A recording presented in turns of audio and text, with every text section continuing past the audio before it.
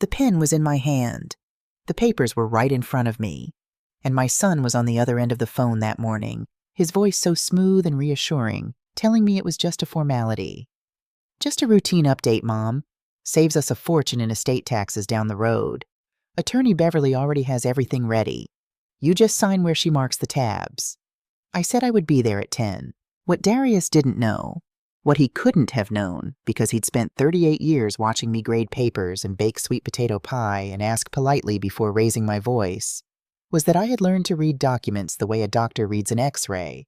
Slowly, holding it up to the light, looking for the shadow that doesn't belong. I was sitting across from Beverly Okafor in her 4th-floor office on Canal Street, the city of New Orleans, humming its usual Tuesday morning noise below us.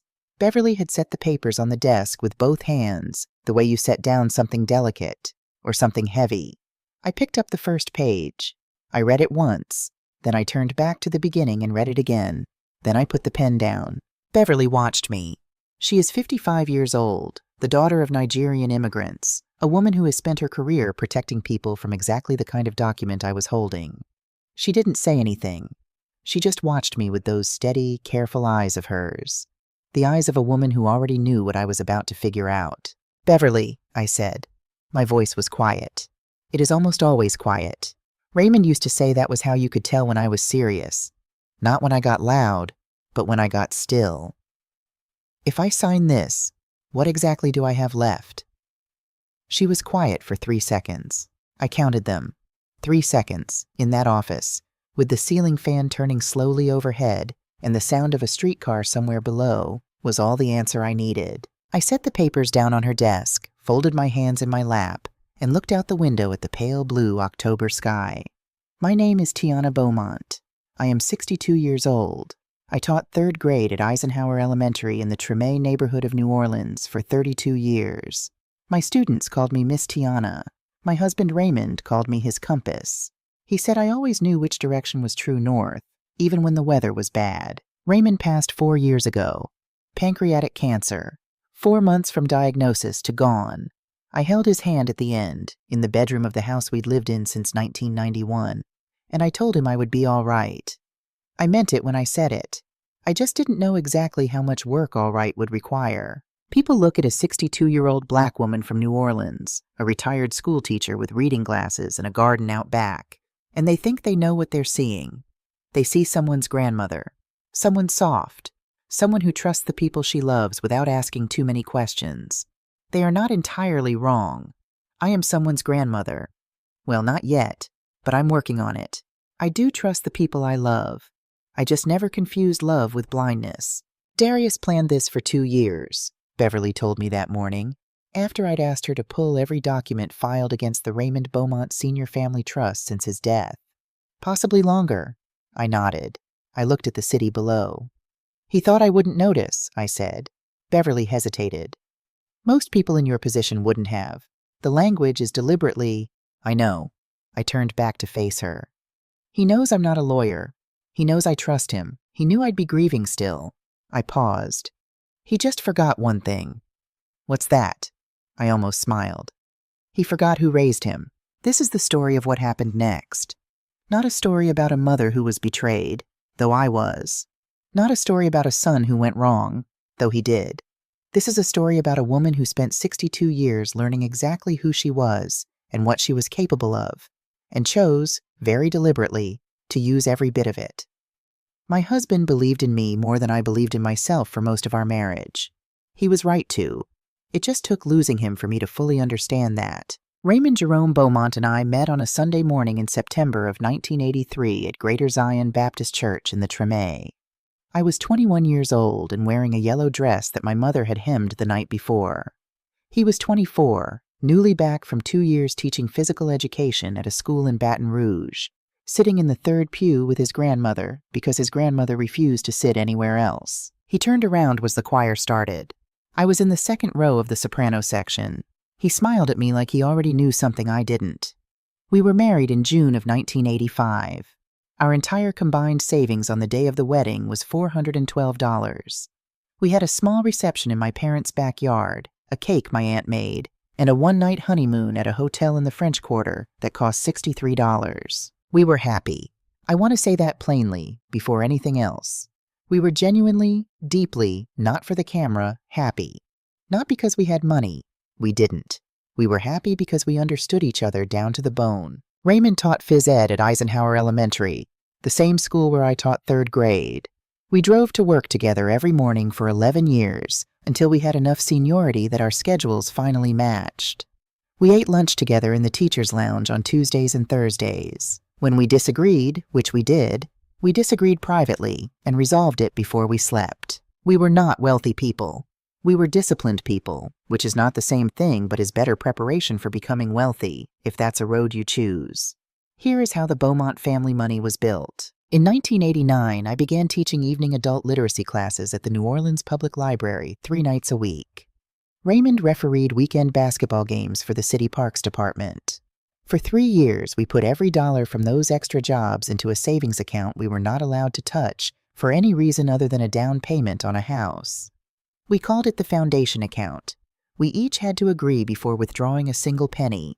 We never withdrew a penny. In April of 1992, we bought our first home, a Victorian shotgun house on Britannia Street in the Lower Garden District. 3 bedrooms, 1.5 baths, a front porch, a backyard big enough for a kitchen garden. The purchase price was $78,000. We put $12,000 down. The mortgage payment was $487 a month, which we paid every single month for 18 years and never once late. Raymond planted 2 olive trees in the backyard that first spring. He said they were for patience. "These trees don't give fruit for years," he told me, digging in the Louisiana clay with a shovel that had been his grandfather's. "But when they do, they give it for 100 years. He was that kind of man. In 1997, Raymond's father passed away and left him $45,000, the entirety of a modest life insurance policy and a savings account the old man had kept secret from everyone, including Raymond. We could have updated the kitchen. We could have taken that trip to Italy I'd been dreaming about since college. We could have put it in the market and let it grow. Instead, Raymond drove around the uptown neighborhood every weekend for 3 months, looking at houses that needed work. He found a double shotgun on Coliseum Street, 4 units, 2 sides, the kind of building that had been beautiful once and could be again. The owner wanted $60,000. Raymond offered $48,000. They settled on $52,000. We spent that first summer painting every room ourselves. Raymond fixed the plumbing with YouTube tutorials and a library book. I refinished the hardwood floors on my hands and knees while the children, Darius was 12, Ray Jr. was 9, and Simone was 7, handed me sandpaper and argued about whose turn it was to hold the flashlight. That house eventually became 3 separate units. We rented them for rates that were fair, not gouging, because Raymond believed the neighborhood deserved that. For 20 years, those units gave us consistent income that we fed back into savings and maintenance, and eventually, a second rental property in Mid-City. Then came Katrina. In August of 2005, when the storm hit and the levees broke and the city drowned, Raymond and I did not leave. I want to be careful about how I say this, because it was not heroism. We stayed partly because we had elderly neighbors who couldn't evacuate, and partly because we simply could not imagine abandoning the house on Britannia Street. The house where our children had grown up, where we'd scraped every surface and painted every wall and planted every plant in the garden. We stayed because it was ours, and we had built it from nothing, and we were not leaving it to the water. The house flooded 3 feet. We lost furniture, appliances, flooring. We did not lose the structure because we had insisted on proper elevation when we renovated over the contractor's objections. The aftermath of Katrina, which broke so many people and destroyed so many lives, and I say this with full acknowledgement of the grief it caused, also created something for those who stayed, an opportunity. In the years after the storm, as the city slowly rebuilt, property values were depressed across entire neighborhoods.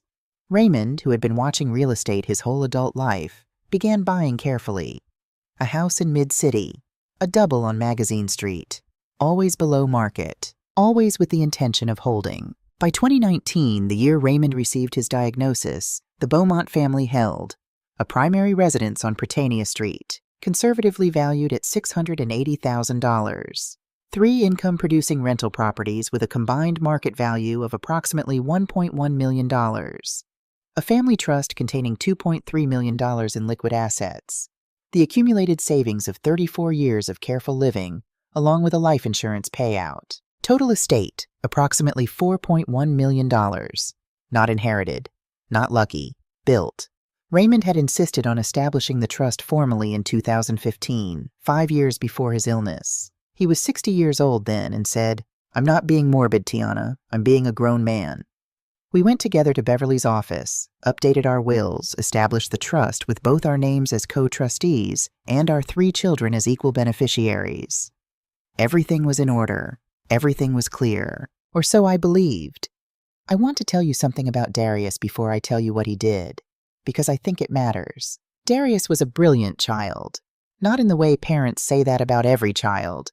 I mean, he was genuinely, observably exceptional. He taught himself to read at age 4 using Raymond's sports almanacs. By 2nd grade, he was reading at a 6th grade level and had figured out that if you asked adults questions in the right order, you could usually get them to explain things they'd intended to keep to themselves. Raymond called it lawyerly, with pride, as a compliment. Darius earned a full academic scholarship to Tulane Law School, graduated in the top 8% of his class, passed the Texas bar exam on his first attempt. By his mid-30s, he had his own firm in Houston specializing in real estate law. Not a large firm, but a profitable one. He had a wife, Phyllis, 2 sons, a house in River Oaks that was, from the photographs he sent us, genuinely beautiful. We were proud. Raymond was especially proud. He would tell anyone who stayed still long enough that his eldest son was a lawyer in Houston, said it with the particular satisfaction of a man who had built something and watched it take root. I was proud, too. I loved Darius. I still love Darius. I want to say that clearly. But looking back now, I can identify the moments I noticed things and chose not to look too closely at them. In November of 2021, 14 months after Raymond's funeral, Darius called and offered to help manage the estate. He said it gently, the way you'd offer to carry groceries for someone with arthritic hands. "You've been through so much, Mom. The last thing you need is to be worrying about financial management on top of everything else." I told him I appreciated it, but I was fine. "Just let me know," he said, and moved on. In March of 2022, he began asking questions about the trust structure. Who was the successor trustee if something happened to me? What the procedure was for making investment decisions? Whether the rental properties were individually deeded or held within the trust itself. I answered what I knew and said I'd have to ask Beverly about the rest. His questions seemed reasonable. He was a lawyer. This was how lawyers thought. In February of 2023, Darius came to visit for a long weekend. He said it was to check on me, and he did spend time with me. We cooked together, went to church on Sunday, drove past the old neighborhood. But he also brought a folder of documents, and on Sunday evening after dinner, asked me to sign what he described as a routine update to the beneficiary designations. Make sure everything reflects current tax law. I was tired. We'd had wine with dinner. He walked me through the first page quickly, pointing to the signature line with his pen already uncapped. I signed. I have thought about that evening many times in the months since. The wine, the tiredness, the trust I had placed, unexamined, in my son's expertise. I don't say this to excuse myself. I say it because I think it's important to be honest about the exact door through which the harm entered. That document, what I thought was a routine beneficiary update, was in fact Amendment Number 1 to the Raymond Beaumont Senior Family Trust. It added a single clause, that the co-trustee, meaning Darius, could execute real estate transactions on behalf of the trust without requiring the other co-trustee's signature, provided he determined the transaction was in the best interest of the trust's beneficiaries. In other words, he gave himself the authority to sell our properties without asking me. I didn't know that for another 13 months. Here is what I know about my son's other children. My son Darius's children. I have always known him as someone who loves his boys, phones them every night when he travels, coaches their little league in the summer. He is, by all external appearances, a devoted father. I do not know what story he tells himself about what he did to his mother. I try not to spend too much time wondering. After Darius persuaded me to sign Amendment Number 1, here is what happened on the calendar. July 2023. Darius established a Delaware limited liability company, Beaumont Capital Holdings, LLC, with himself as the sole managing member. The filing was public record. I didn't know it existed. August 14th, 2023. Using the authority granted by Amendment Number 1, Darius executed the sale of the Mid-City rental property, one of the 3 income properties Raymond had built over a lifetime, for $320,000. The proceeds were wired not to the family trust account, but to Beaumont Capital Holdings, LLC, January 2024 through March 2024. Darius paid himself a trustee management fee of $2,500 per month from the family trust account, retroactively backdated to January 2022. Total self-payment, $75,000, unauthorized. March 14, 2024. Darius called me at 9 in the morning and asked me to come to Beverly's office to sign one more update. He had already called Beverly to tell her it was a standard estate administration matter and asked her to have the papers ready. What those papers actually were: a voluntary relinquishment of co-trustee authority, transferring sole management of the $2.3 million trust to Darius. If I had signed, I would have had nothing. Not immediately nothing. The trust would still technically have listed me as a beneficiary, but I would have had no authority over any of it. Every decision would have been Darius's alone. The money, the properties, all of it. He had spent 2 years preparing for that moment. He did not know that Beverly Okafor was not the attorney he thought she was. He had called her and described the document as a routine estate matter. He did not know that Beverly, who has been my attorney for 9 years, had reviewed the actual document when it arrived electronically that morning. He did not know that she had called me privately at 8:15, before his 9 o'clock call to me, and said very quietly, "Tiana, before you come in today, I need you to know what you're being asked to sign." She read it to me over the phone. Every word. I listened without interrupting. When she finished, I was quiet for a moment. "Thank you," I said. "What do you want to do?" she asked. I thought about Raymond. I thought about the $45,000 from his father that we'd turned into 50 years of security.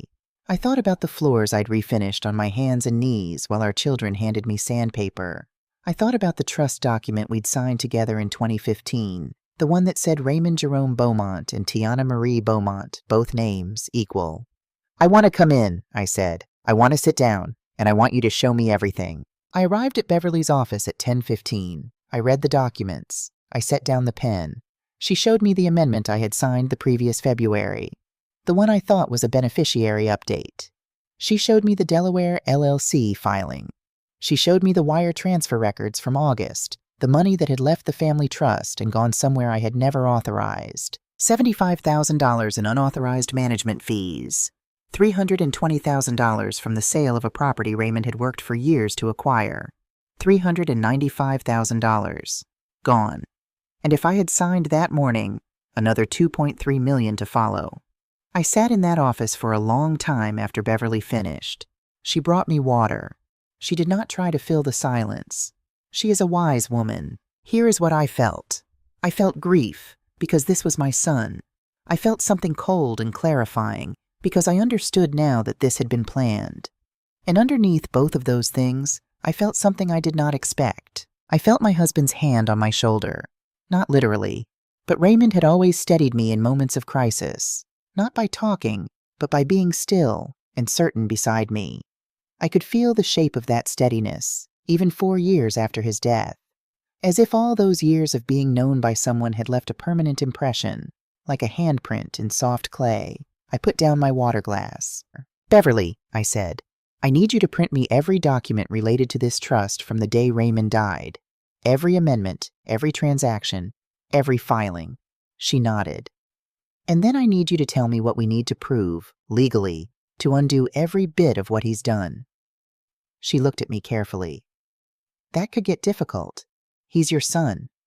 "I know who he is," I said. "Tell me what we need." She began talking. I listened. I did not cry.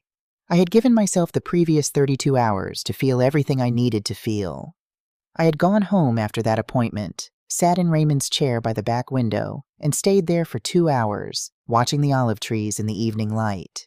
Then I had called my best friend Dorothy Washington, who lives next door and has known me since we were both young women with young children and big plans. "Dot," I says, "I need you." She was on my porch in 4 minutes flat with her coat half on and a flashlight, because Dot always brings a flashlight to emergencies, a habit she developed during 3 decades working as a court secretary and never entirely shed. We sat at my kitchen table until 2 in the morning. I told her everything. She asked exactly the right questions in exactly the right order, the way she always has. When I finished, she wrapped both her hands around her coffee cup and looked at me across the table. "So what are you going to do?" she asked. I thought about my son. I thought about my husband. I thought about 34 years of careful, patient, loving work. "I'm going to make sure," I said slowly, "that Raymond's legacy lands exactly where it was always supposed to land." Dot nodded. She did not ask me if I was sure. She did not tell me to think about it. She has known me for 35 years. "All right then," she said. "Where do we start?" That was March 14th. By the time Darius walked into my living room on April 12th, 4 weeks later, I had everything I needed. But I'm getting ahead of myself. First, let me tell you exactly what I found, and what my husband, God rest him, had known long before I did. The week after I sat in Beverly's office and asked her to print everything, I barely slept. Not because I was falling apart. I want to be clear about that. I have had moments in my life that genuinely broke me open. The night my mother died, the 4 months of Raymond's illness, the morning after his funeral when I woke up and reached for him and the bed was cold, and I understood, fully and physically, that it would always be cold now. Those were the moments that broke me. This was not breaking. This was something different. This was the particular sleeplessness of a mind that will not stop working. I would lie in Raymond's chair by the back window. I had started sleeping there some nights, because his scent had long since left the bedroom, but somehow the chair still held a trace of him, cedar and cotton, and something I could never name. And I would go through the documents in my head. Every date, every number, every name. I needed to understand it completely before I could decide what to do about it. Here is what complete understanding looked like. On the morning of February 18th, 2023, the Sunday evening Darius visited, I signed what he told me was Amendment Number 1 to the Raymond Beaumont Senior Family Trust. I have already told you what it actually was, a clause granting him the power to sell trust properties without my signature. What I didn't know, until Beverly laid out the full timeline, was that Darius had drafted that document 4 months before he brought it to me. He filed it with a Louisiana notary on October 3rd, 2022. He waited until February, until he had spent a long weekend reestablishing warmth between us, until there was wine and tiredness and the soft guard that comes from an evening of feeling like a family again, before he asked me to sign. 4 months of preparation. He was thorough. I have to give him that. 5 months after I signed, in July of 2023, he established Beaumont Capital Holdings, LLC, in Delaware.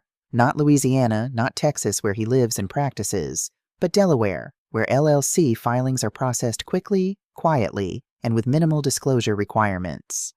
The registered agent was a corporate services firm in Wilmington that processes hundreds of such filings a week, the kind of firm that asks no questions. The sole managing member, Darius Raymond Beaumont.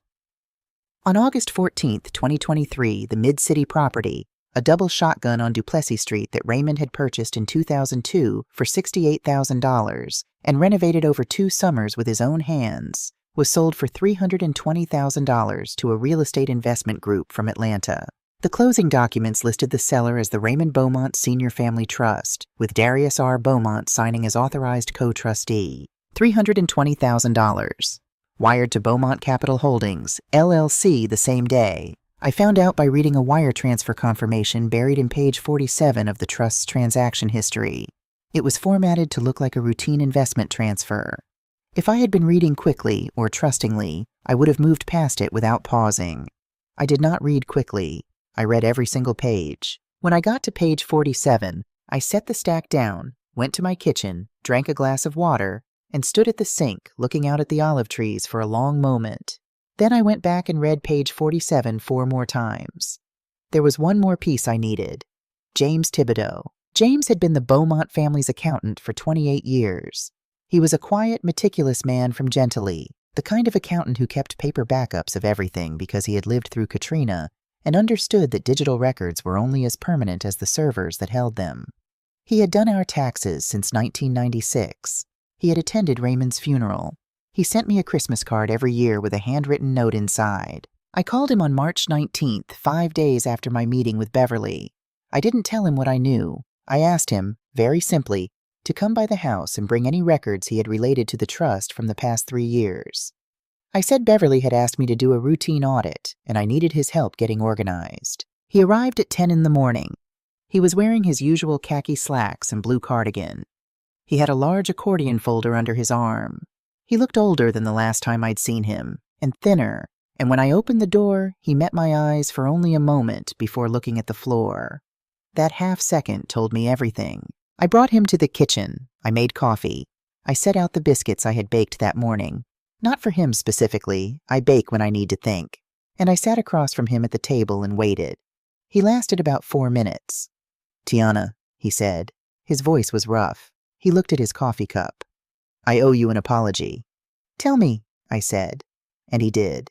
In June of 2022, Darius had called James. He had framed the conversation as a family planning discussion, how to best protect the trust's assets for the next generation, the most tax-efficient way to manage the rental properties going forward. James had listened. The conversation had seemed at first entirely reasonable.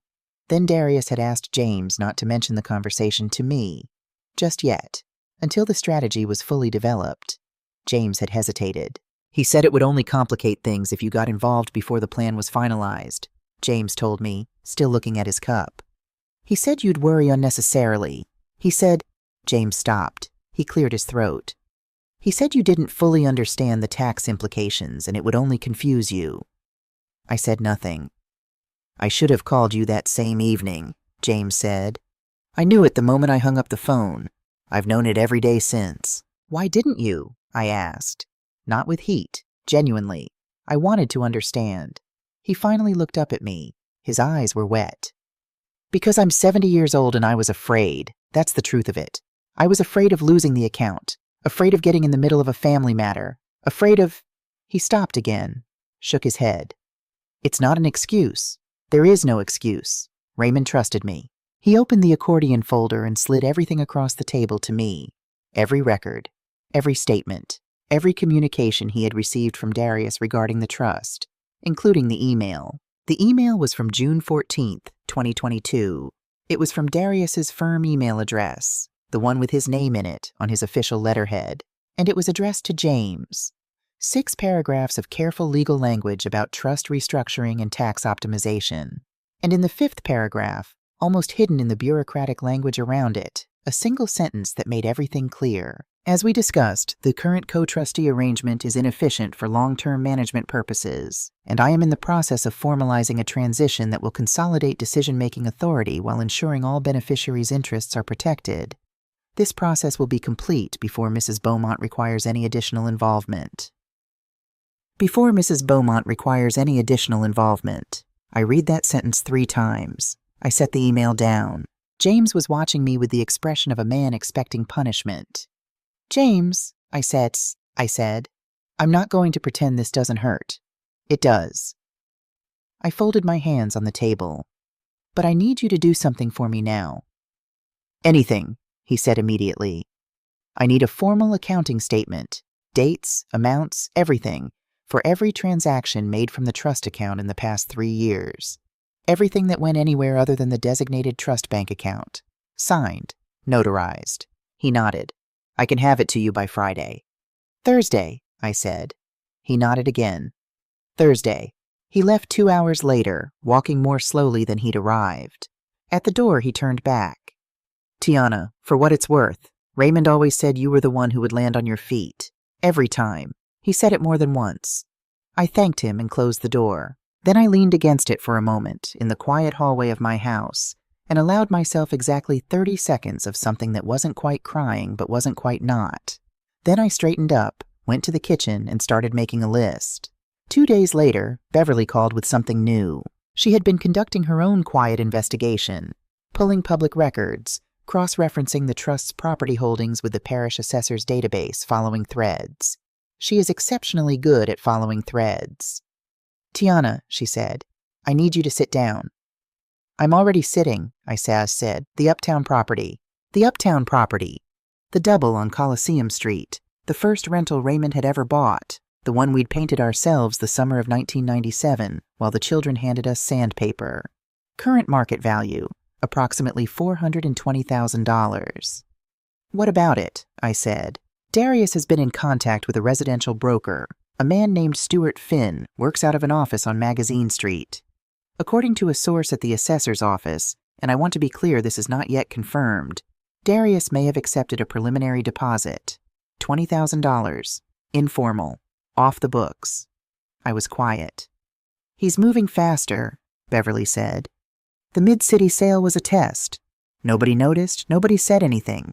Now he's going for the uptown property. And after that, I said, already knowing. The trust fund itself, she confirmed. The relinquishment document you didn't sign. He'll bring it back. He'll refine it. Try again. Maybe frame it differently. I looked out the window at the garden. The olive trees Raymond had planted in 1992 were heavy with late-season fruit, small and dark green against the gray October sky. Beverly, I said, Ed, file the lis pendens. On all 3 properties? On all 3 properties. Today. A lis pendens. I want to explain this for those who don't know the term, because Beverly explained it to me and it matters. Is a legal notice recorded in the public property records indicating that a dispute exists concerning that property. Once a lis pendens is filed, a buyer cannot obtain clear title to the property. It doesn't transfer ownership. It doesn't require a court order. It simply puts up a legal flag. This property is in dispute. Proceed at your own risk. Stuart Finn's buyer, whoever they were, would find that flag the moment they ran title. The sale would halt. Darius would know I had moved, but he wouldn't know how much I knew. Not yet. Done by end of day, Beverly said. What else? I need to draft a new trust document, completely new. I'll come in tomorrow morning. A pause. You want to revoke and restate? I want to start over, I said. Clean. The way Raymond and I always did things. There is a particular kind of work that women of a certain age are rarely given credit for, and it is the work of patience. Not passive patience, not the kind that sits quietly and waits to be rescued.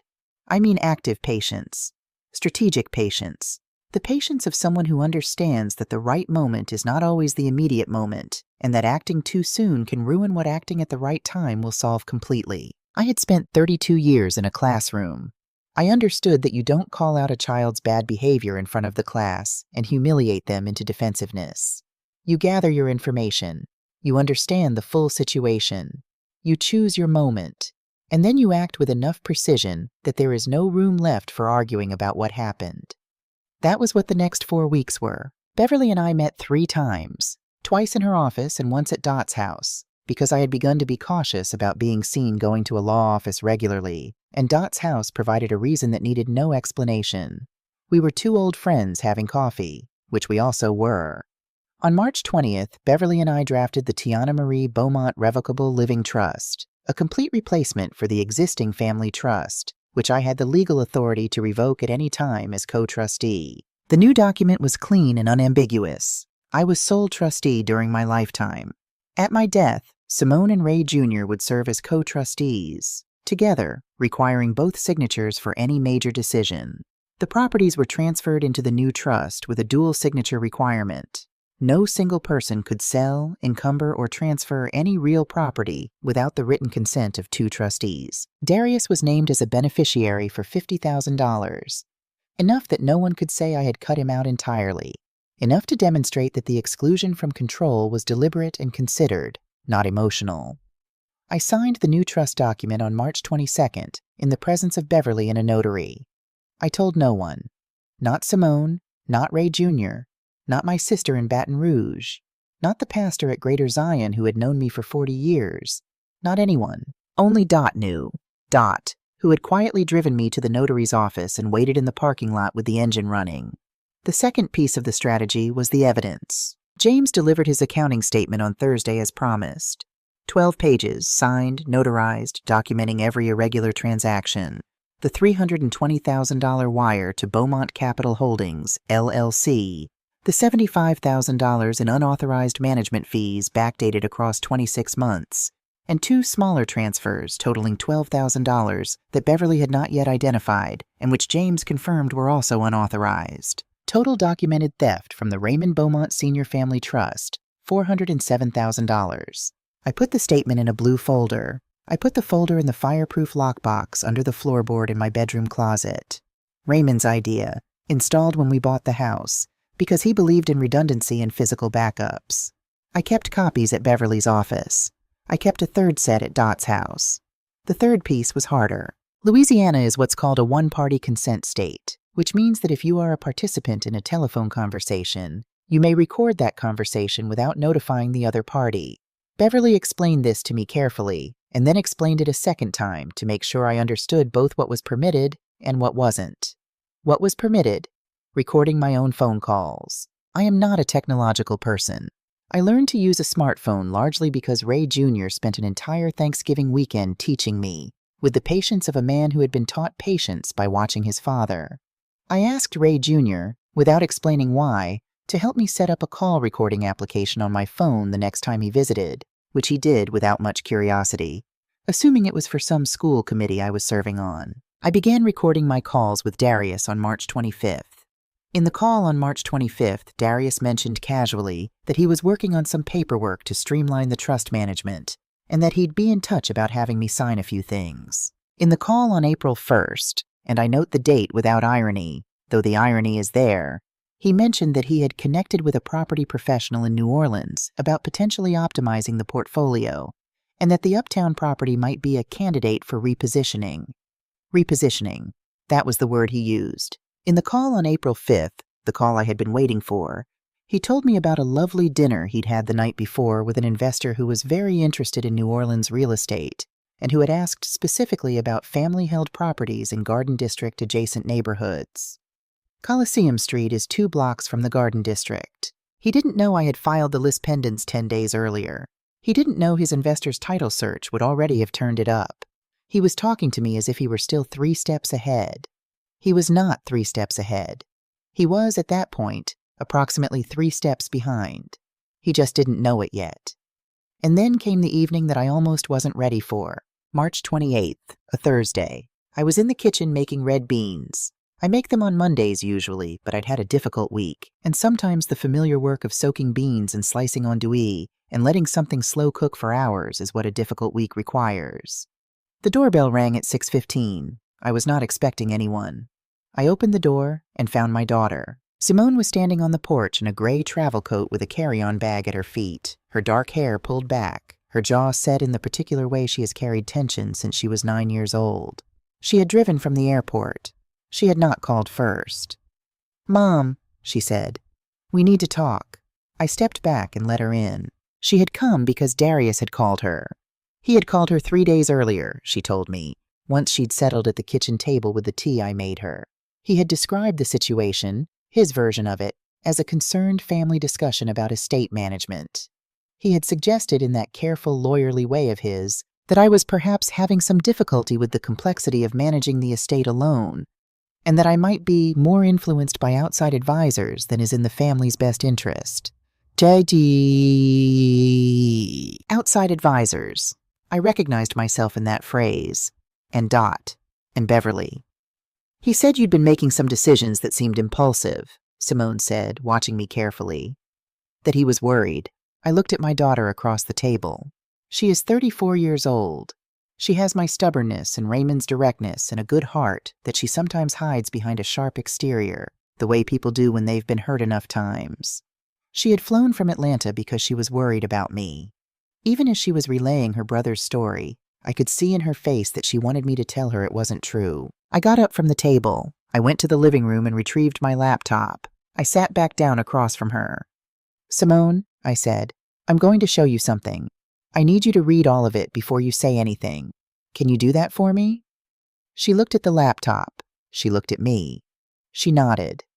I opened the folder on the desktop that I had labeled, with deliberate plainness, Documents. I showed her the amendment she didn't know existed, the LLC filing, the wire transfer on August 14th, James's accounting statement, the email with its careful, damning 5th paragraph, the list pendants filings.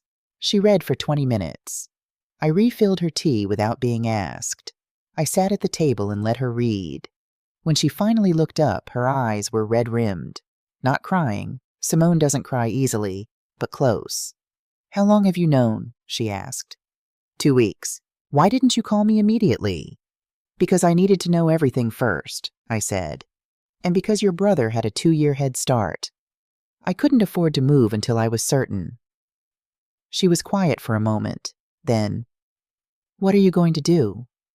What I've already started doing, I said. But I need something from you. She straightened in her chair. She looked in that moment so much like her father that it nearly undid me. What do you need? I need you to go back to Atlanta tomorrow as planned, I said. I need you to take none of this with you that anyone can see.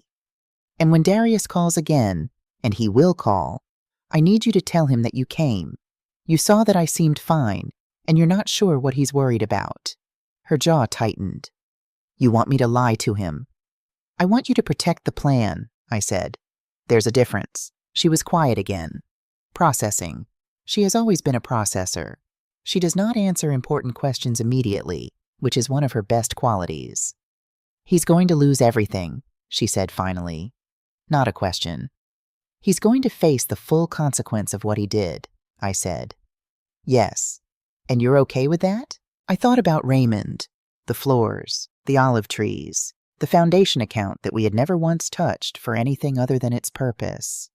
I thought about 40 years of discipline and love and building something real. He made his choices, I said. I'm making mine. Simone left the next morning. She hugged me at the door for a long time, longer than usual. And when she pulled back, her eyes were steady and clear. Whatever you need, Mom, she said. I'm here. I watched her car until it turned the corner. Then I went back inside, sat down at the kitchen table, and opened the blue folder again. There was still one more thing I had not yet found. One more piece I would not find until I went looking in a place I had not thought to look. It was Raymond who led me to it. Even then, even still. It happened on the afternoon of April 3rd, 9 days before the meeting I was planning. I was in Raymond's study, a small room off the hallway that I had not fully sorted through since his death, because sorting through it completely felt like an ending I wasn't ready for. I was looking for a specific insurance document that Beverly needed. I went through the filing cabinet, the desk drawers, the shallow wooden box on the shelf where Raymond kept documents that didn't fit neatly anywhere else. In the bottom drawer of the desk, behind a hanging file of old tax returns, was an envelope I had never seen before. It was a standard white business envelope, sealed. On the front, in Raymond's handwriting, that careful, deliberate print he used for anything important, were 4 words, only open when needed. I sat down slowly in his desk chair. The leather was worn in the exact shape of him. I held the envelope in both hands for a moment. Then I opened it. Inside was a single sheet of paper, handwritten, dated September 12, 2019, 14 months before Raymond died, 7 months before his diagnosis. I will not reproduce his exact words here, because they are mine, and I am keeping them. But I will tell you what he had written. In the fall of 2018, Raymond and Darius had a conversation about the trust, specifically about strategies for transferring the rental properties to the next generation efficiently. Raymond had asked questions. Darius had answered them. The answers had been technically correct, legally fluent, and had left Raymond with a feeling he couldn't entirely name or confirm. Something in the way he asked about the co-trustee structure, Raymond wrote. Something in the questions beneath the questions. He had no evidence. He had not been certain. He was a man who believed in his son and did not want to believe what the back of his mind was suggesting. So he had not acted, and he had not told me, because he was not sure and he did not want to damage something irreparable on a feeling alone. But he had written it down, in this envelope, in case. And then, in the final paragraph, in handwriting that was slightly less careful than the rest, the handwriting of a man writing something he was not sure how to say. Tiana, if you're reading this, then I was right to worry, and I'm sorry I didn't say it out loud when I had the chance. You have always been the one who could see what needed to be done and do it without losing yourself in the process. I have always known that. I should have said it more. Don't let anyone, and I mean anyone, take what we built. It was always yours as much as mine. More, maybe. You're the one who knew it would last. I sat in his chair for a long time. The afternoon light moved across the floor. Somewhere outside, a neighbor's dog barked twice and went quiet. Raymond had known. Not everything, not the specific shape of what would happen, but enough, and he had not left me empty-handed. He had left me this, his witness, his words, and his absolute certainty that I would be enough. I folded the letter carefully. I put it back in the envelope. I put the envelope in the blue folder, not because I needed it as evidence. I didn't. Beverly had more than enough. but because it was his, and I was keeping it. Then I picked up my phone and called Darius. "Hey, Mom," he said, warm and easy, the voice of a man who believes he is still in control of the situation. "Darius, baby," I said. "I've been thinking about what you said, about the paperwork." A beat. "Yeah? I think you might be right. I've been making things harder than they need to be. Could you come by next Friday? Bring whatever you need me to sign." The warmth in his voice shifted into something brighter, something looser. Relief, I understood then. He had been more anxious than he'd let on. "Absolutely, Mom. I'll take care of everything." "I know you will," I said. "See you Friday."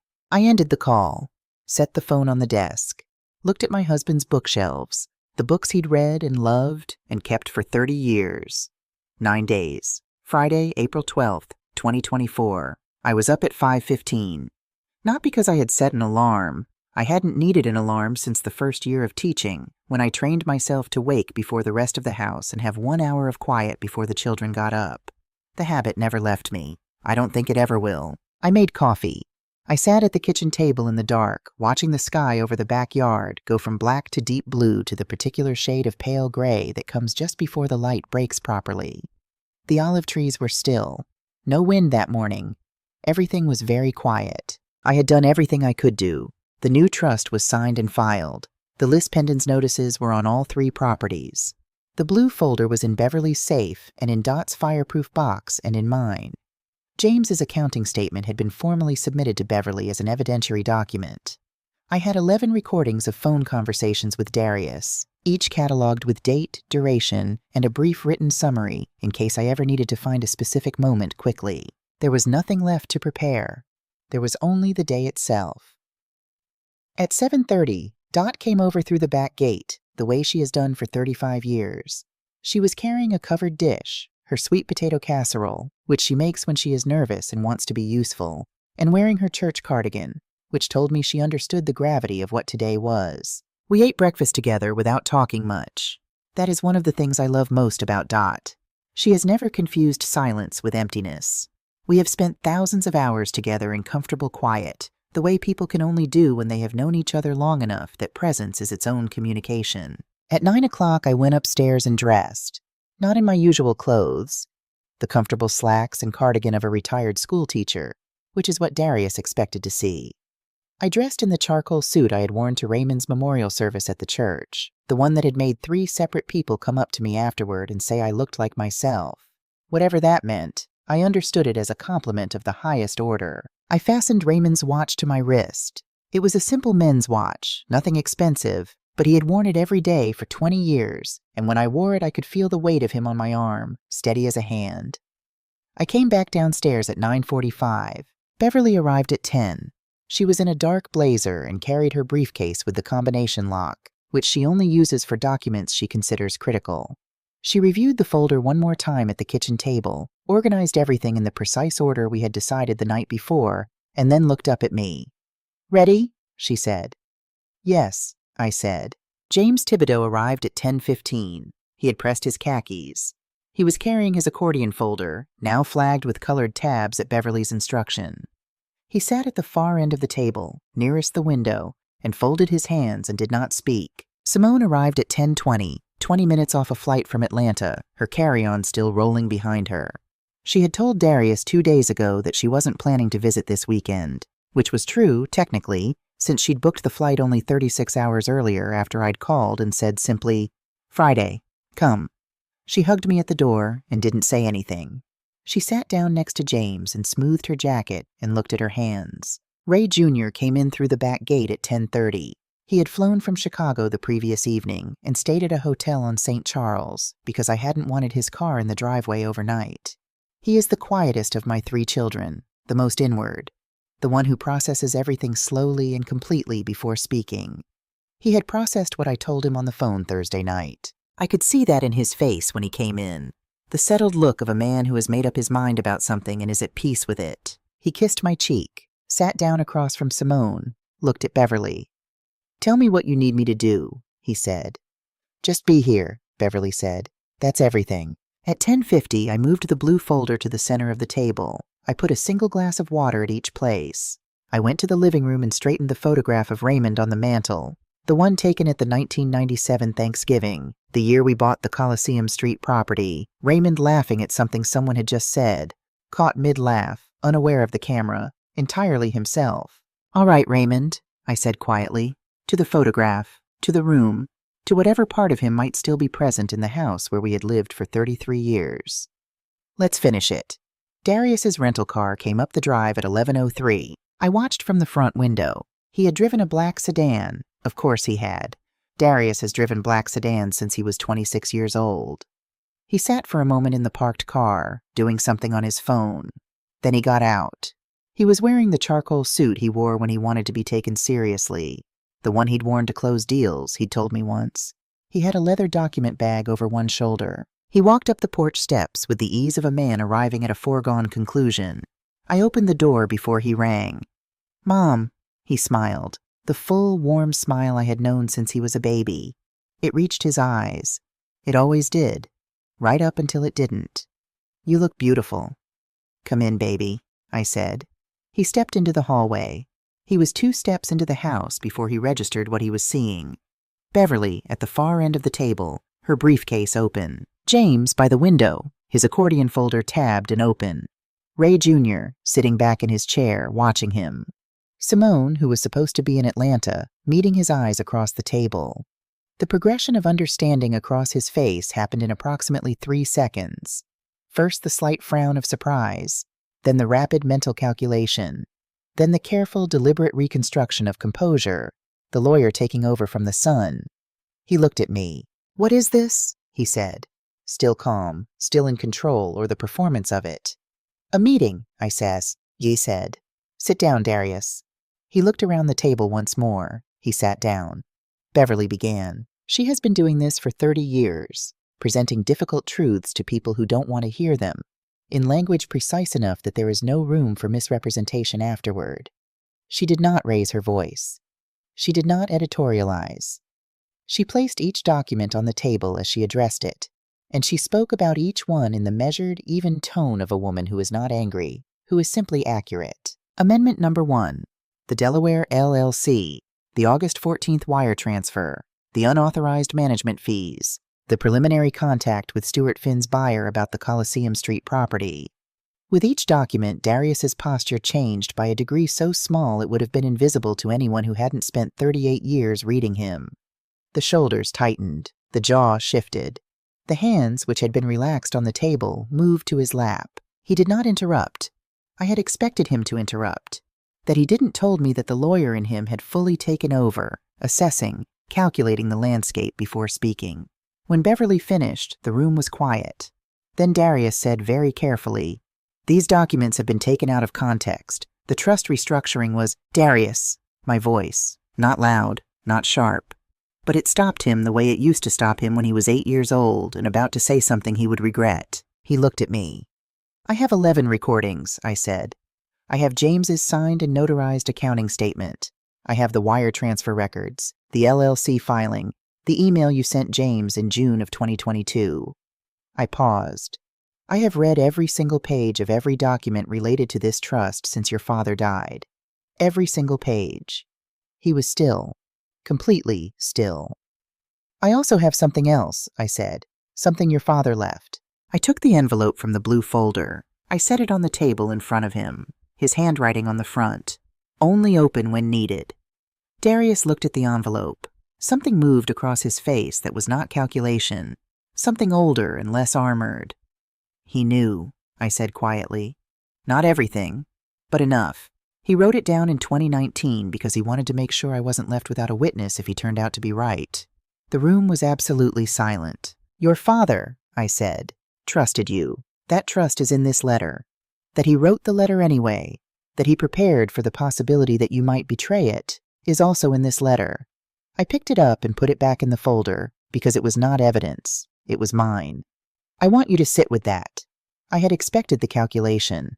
I had expected the lawyer. What I had not fully prepared for was what came next, which is not to say it surprised me entirely, because Raymond's letter had put me on guard. But I had not known the specific shape it would take. Darius was quiet for almost a full minute after I put the letter away. Then he turned, Not to me, not to Beverly, but to Ray Jr. "Ray," he said. His voice had shifted. Softer. The brother now, not the lawyer. "You know this isn't what it looks like. You know I've been trying to protect this family. Mom doesn't fully understand the tax—" "Don't!" Ray Jr.'s voice was flat and final. He has the kind of stillness that only comes from genuine calm, not from suppression. He looked at his brother without heat. "I know what you asked me to sign," Ray said. "I know what you told me it was for. I know what it actually was." He paused. "Don't talk to me about protecting this family." Darius turned to Simone. She looked at him for a long moment before she spoke. Her voice, when it came, was very quiet. "I flew down here because you told me Mom was struggling," she said. "You used my worry for her to try to get me to doubt her." She stopped, started again. "We grew up in this house, Darius. We grew up watching them build everything. We handed Dad the sandpaper." Her voice broke on the last sentence, just slightly, and she pressed her lips together and looked at the table. "Don't talk to me," she said. "Not right now." Darius turned back to me, and for the first time in this entire encounter, I saw it. The thing underneath the performance. Not arrogance, not strategy. Something younger and more frightened. A man looking at what he had done from the outside, perhaps for the first time, and finding no comfortable version of it. "Mom," he said. His voice was different now. You don't understand what kind of pressure—" "You didn't need money," I said. He stopped. "Your firm is profitable. Your house is paid. Your children are in good schools." I looked at him steadily.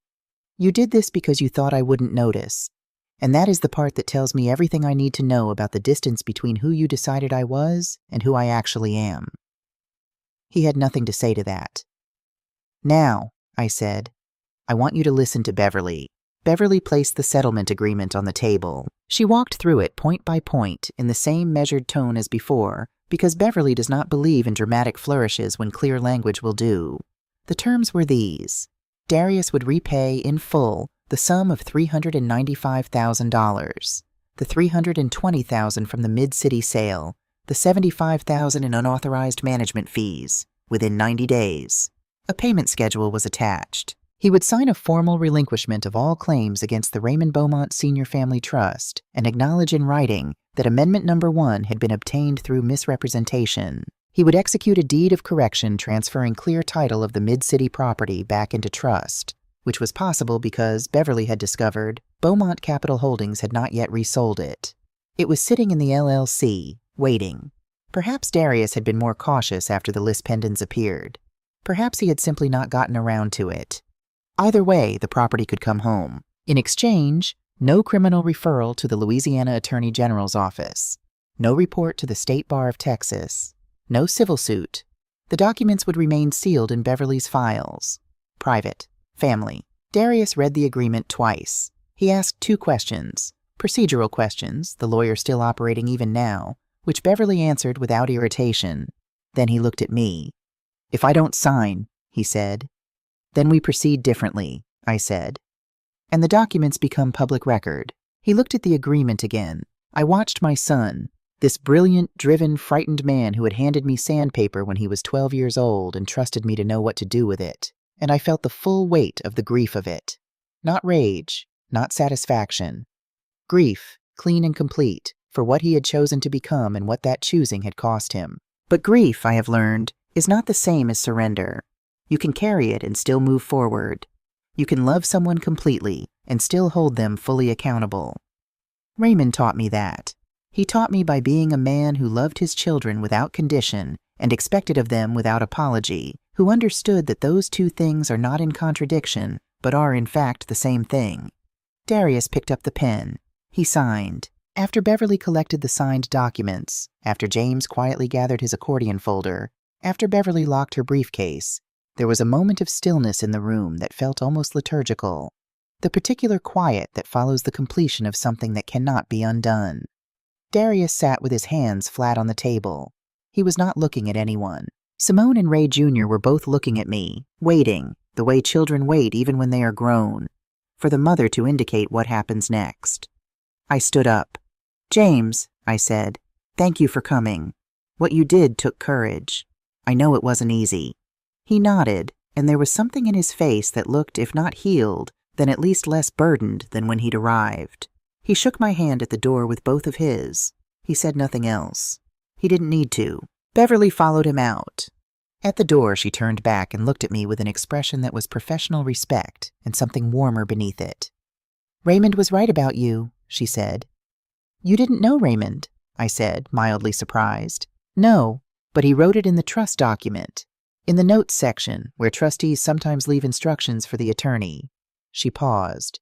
"He wrote, 'If anything happens to me and someone challenges this trust, back Tiana. She'll know what to do.'" She left. I stood in the hallway for a moment with that. Back Tiana. She'll know what to do. 4 years after his death, Raymond was still somehow in every room. When I came back to the kitchen, Simone and Ray Jr. were still at the table. Darius had not moved. I sat back down. "Simone, Ray, would you give us a few minutes?" They looked at Darius, then at me. They got up without argument. Ray Jr. touched my shoulder briefly as he passed, and I heard them move to the back porch, the screen door opening and closing with the familiar sound it has made for 30 years. Darius and I were alone. I had thought about what I wanted to say in this moment. I had thought about it during the 4 weeks of preparation, in the nights in Raymond's chair, during the long, quiet mornings in the garden. I had written things down and crossed them out. I had rehearsed sentences and discarded them. In the end, what I said was very simple, because the truth usually is. "I'm not going to tell you I understand why you did this," I said. "I'm not going to pretend that I do, because I don't. You were not raised in want. You were not raised in fear. You were raised by 2 people who showed you every day, with their hands and their time and their choices, what it looks like to build something honest." He was looking at the table. "What I will tell you is what this cost," I said. "Not the money. The money I can recover. What this cost is the version of you I believed in. The one I was certain existed. I have to grieve that now, and that is a grief I did not earn and did not deserve, and I want you to know that I know that." He looked up then. His eyes were wet. He was, underneath everything, still my son, and seeing his mother's grief had cracked something open in him that the legal proceedings had not. "Mom, I'm not finished," I said gently but clearly. "I'm not telling you this to hurt you. I'm telling you because you are still my child and I still want better for you than what you've shown yourself to be capable of. What you did was not who you are required to be, but it is, right now, who you chose to be. And you will have to live with that, with your wife, with your sons, with yourself, in ways that have nothing to do with me or this trust or any document Beverly has in her files." He was quiet for a long time. "I don't know what I was thinking," he said finally. The lawyer was entirely gone now. He sounded honestly like the 12-year-old who used to bring me his schoolwork to check, who wanted to be told he'd done well.